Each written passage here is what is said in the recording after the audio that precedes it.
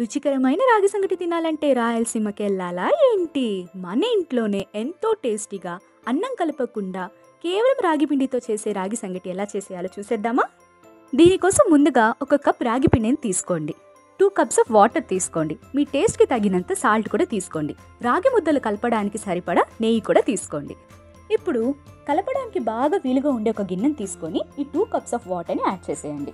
దీంట్లోకి సాల్ట్ కూడా యాడ్ చేసేసిన తర్వాత వేరే కప్లో 1 స్పూన్ ఆఫ్ రాగి పౌడర్ తీసుకొని కొద్దిగా వాటర్ తీసుకొని దాంట్లోకి లంప్స్ లేకుండా బాగా కలిపేయండి.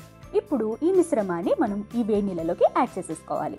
ఇలా చేసి ఇది కొంచెం హీట్ అయిన తర్వాత ఇందాక తీసుకున్న 1 కప్ ఆఫ్ రాగి పౌడర్ని ఇప్పుడు దీంట్లోకి ఉండలు లేకుండా ఒకసారి బాగా కలిపేసుకోండి. బాగా కలిపిన తర్వాత మూత మూసేసి మీడియం ఫ్లేమ్లో పెట్టుకోవాలి. మూత తీసి చూస్తే కలర్ మారినట్టు అనిపిస్తుంది, అంటే పచ్చిదనం పోయిందని అర్థం. ఇప్పుడు దీన్ని ఒకసారి బాగా కలుపుకోవాలి. కలిపేటప్పుడు ఇది ముద్దల్లాగా ఫామ్ అవుతూ ఉంటే మన పిండి రెడీ అయిపోయిందని అర్థం. ఇప్పుడు నెయ్యి పూసిన ప్లేట్లోకి దీన్ని ట్రాన్స్ఫర్ చేసుకొని రాగి ముద్దల్లాగా తయారు చేసుకోవాలి. ముద్దలు చేస్తున్నప్పుడు చేతికి అంటుకోకుండా ఉండడానికి నీళ్ళని తడుముతూ కూడా చేసుకోవచ్చు.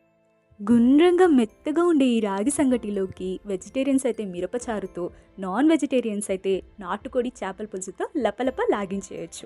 ఈ రాగి సంగటిని వారానికి 3 సార్లైనా తినడానికి ట్రై చేయండి. ఇది తినడం వల్ల బాడీలో ఐరన్ శాతం అనేది పెరుగుతుంది. అప్పట్లో మన అమ్మమ్మల తాతయ్యలు అంత స్ట్రాంగ్గా ఉన్నారంటే this is one of the reason అండి బాబు. మీకు నచ్చితే లైక్ చేయండి. ఇంకా ఇలాంటి మంచి మంచి వంటకాల కోసం కామెంట్ చేయండి. సబ్స్క్రైబ్ చేసుకోండి. Family star Shahis kitchen.